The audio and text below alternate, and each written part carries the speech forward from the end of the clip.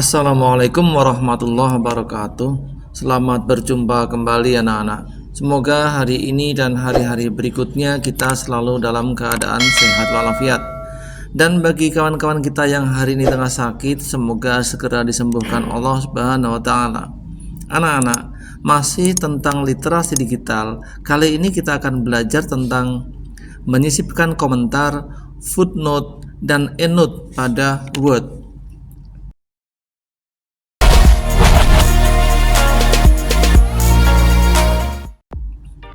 Sebagai pengguna Microsoft Word, kita seringkali perlu memberikan catatan tambahan atau komentar pada dokumen yang kita buat. Misalnya, saat kita bekerja dalam tim, kita perlu memberikan masukan atau pertanyaan pada bagian tertentu dari dokumen tanpa mengubah teks utama.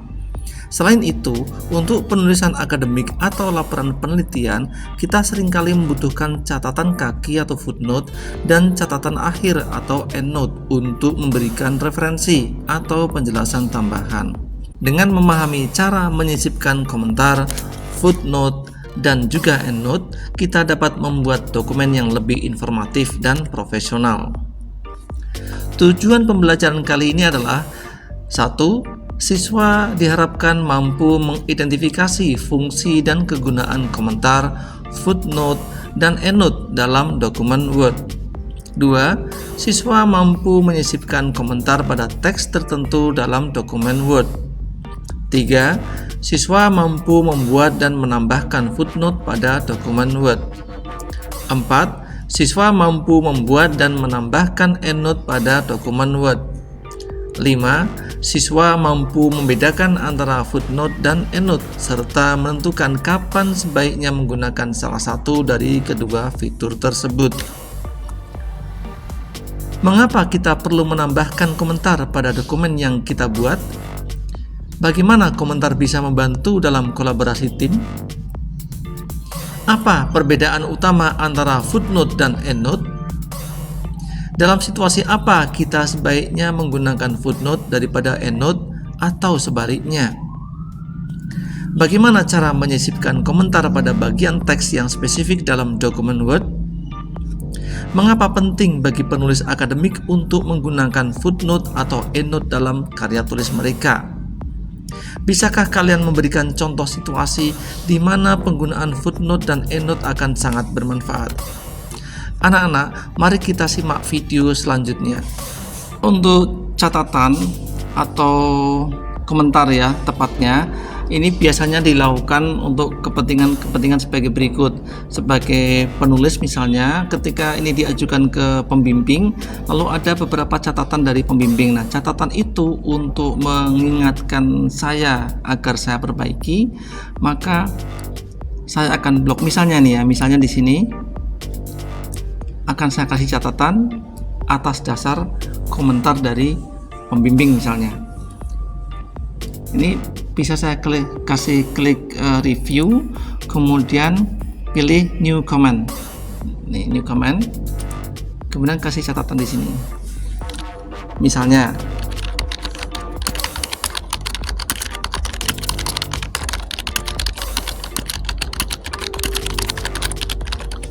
ini hanya contoh. Jadi misalnya diminta pembimbing untuk memperbaiki kalimat agar lebih komunikatif. Ini maaf ya, ini hanya contoh. Lalu setelah selesai dibuat catatan, saya klik di sini. Selesai sudah. Ini ada catatannya. Kemudian mana lagi yang perlu dikasih catatan? Tidak harus satu paragraf. Mungkin juga satu baris saja. Klik new comment. Kemudian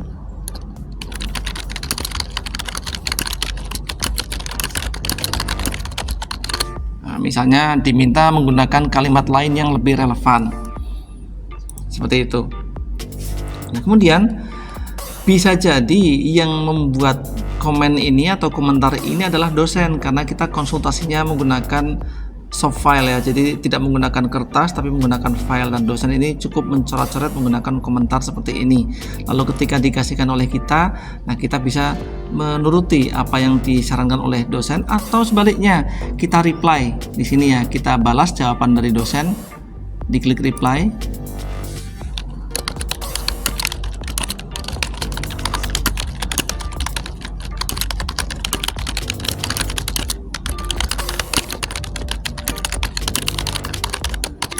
seperti ini misalnya. Ya maaf Pak, sepertinya saya kesulitan untuk melakukan hal tersebut. Bisakah Bapak membantu? Dan ini mungkin juga ada jawaban dari sana setelah ini dikirimkan ke dosennya. Begitulah untuk komentar. Dan kita lihat di review ini pada komentar di sini ada all markup. Ini kalau saya pilih simple markup, maka akan hilang komentarnya, yang ada hanya simbol ini, simbol si comments ini. Jadi kalau saya klik simbolnya, dia baru muncul. Kalau tidak. Ini saya klik, nah dia muncul komentarnya. Nah, kemudian ini untuk menuju ke komentar berikutnya kalau ada, ya. Kalau tidak ada, ya tentunya akan kembali ke atasnya lagi. Kalau previous digunakan untuk menampilkan komentar di atasnya kalau ada, kalau tidak ada dia akan kembali ke komentar di bawahnya, paling bawah maksudnya. Kemudian untuk menghapus komentar, ini komentar yang mau dihapus diklik, kemudian delete, maka komentar akan terhapus. Demikian juga komentar-komentar yang lain. Ini saya klik, saya hapus. Baik anak-anak, sekarang kita akan membuat footnote dan endnote. Footnote dan endnote bedanya hanya pada letaknya. Kalau footnote itu akan diletakkan di halaman yang sama pada catatan yang diberi tanda, sedangkan endnote akan diletakkan di akhir halaman.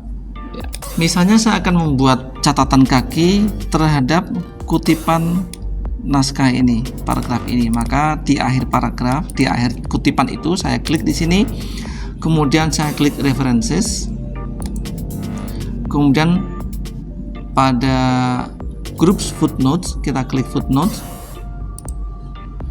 kemudian pada location kita pilih footnote kalau memang untuk footnote, endnote kalau kita ingin endnote. Kali ini footnote dulu. Nah kemudian footnote-nya akan dimulai pada nomor berapa. Ini nomor 1 gitu ya, numberingnya berlanjut habis 1, 2 dan seterusnya. Lalu klik insert, silakan kasih catatan, misalnya dikutip dari dan seterusnya. Selesai. Dan di paragraf tadi ada simbolnya 1 di sini. Artinya ada di 1 ini ada sebuah footnote atau endnote. Ini letaknya di halaman yang sama. Demikian juga kalau di paragraf ini juga akan diberi footnote lagi. Maka silakan klik references, klik footnotes, kemudian pilih footnotes, kemudian insert. Maka dia akan menyambung dari 1 ke 2 dengan ketikan footnote-nya. Lalu apa bedanya dengan endnote? Kalau endnote kita lihat, saya hapus dulu ini footnote-nya. Ya, di bawahnya juga sudah terhapus. Saya akan membuat hal yang sama. Di sini akan saya kasih catatan, tapi di akhir halaman nanti catatannya itu. Maka kita klik footnotes, pilih endnote.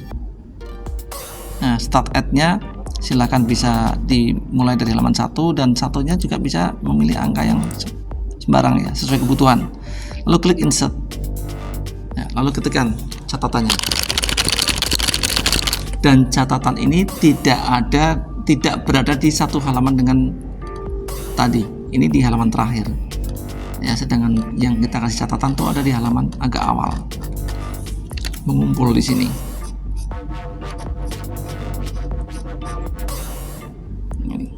Demikian juga yang kedua, kalau ada klik insert endnote langsung bisa ini dari sini.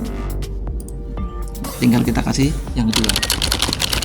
Sehingga catatan-catatan tadi yang ditemukan di beberapa halaman atau beberapa paragraf itu melihat catatannya ada di akhir halaman, bukan di halaman yang bersangkutan. Itulah endnote. Dan anak-anakku sekalian, untuk video kali ini cukup sampai di sini dulu. Selamat belajar, selamat beraktivitas, semoga kalian sukses. Wassalamualaikum warahmatullahi wabarakatuh.